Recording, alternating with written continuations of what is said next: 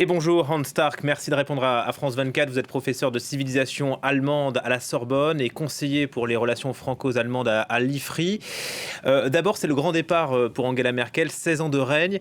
Qu'est-ce que vous retiendrez d'elle en termes de réformes? En termes de réformes, en réalité, pas grand-chose, parce que les réformes ont été mises en place, les réformes économiques et sociales, avant son arrivée en 2005.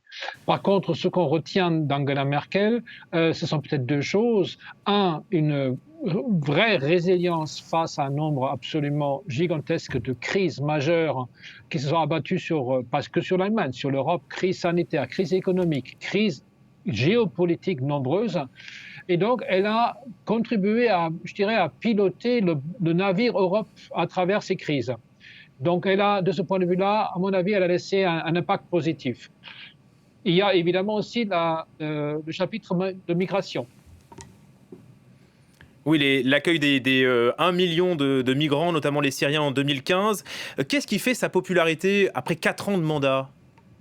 C'est son style, avant tout. Peut-être aussi le sentiment de sérénité et de stabilité qu'elle a dégagé tout au long de ses 16 ans au pouvoir. C'est une femme qui n'avait pas d'idéologie, pas de programme idéologique.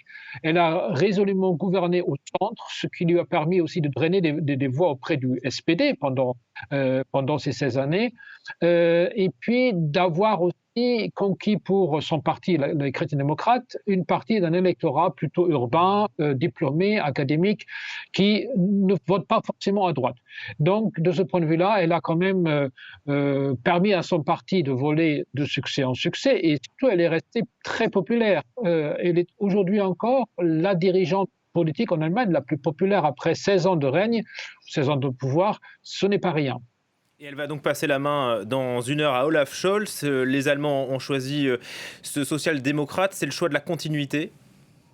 Oui, parce qu'Olaf Scholz s'est lui-même placé dans une logique de continuité par rapport à Angela Merkel. D'ailleurs, c'était son pari pour gagner les élections. Il a bien compris qu'il, pour convaincre les électeurs et pour les séduire, il fallait qu'il se présente en sorte de presque de Merkel bis.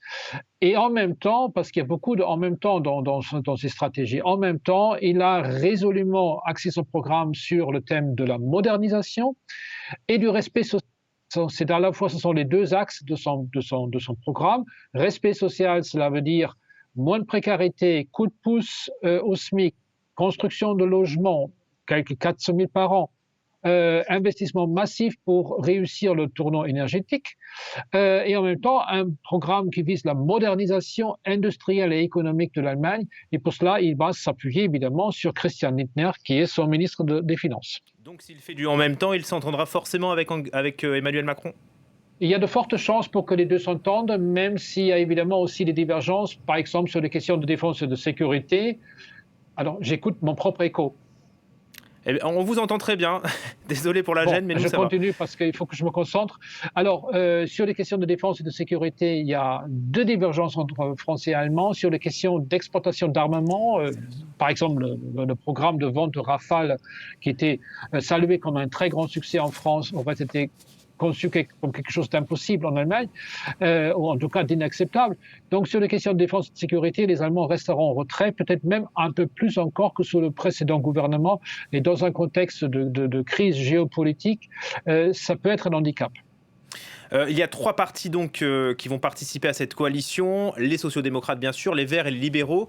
C'est donc la première fois qu'une telle coalition est au pouvoir en Allemagne. Est-ce qu'elle est assez solide et apte à diriger tout le mandat pendant 4 ans? C'est ce qu'on verra d'abord. Eux-mêmes, ils se placent dans une logique non pas de gouvernement de transition en attendant les prochaines élections, mais au contraire, les trois partis ont déjà signalé leur volonté d'aller jusqu'au bout de ce mandat et de se présenter pour être réélus. Donc on est vraiment là dans une logique, une volonté de gouverner ensemble, pas seulement à court, mais à moyen, voire un peu même à long terme. Donc ça, c'est plutôt un gage de stabilité. Je pense aussi que les libéraux, qui sont normalement plus proches des chrétiens démocrates, n'ont pas tellement d'autres choix parce que le parti d'Angela Merkel est en grande difficulté actuellement.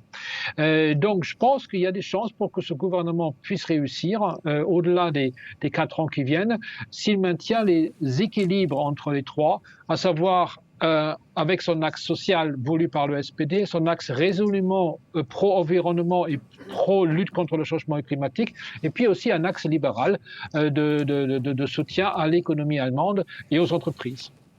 Merci beaucoup Hans Stark d'avoir répondu à nos questions.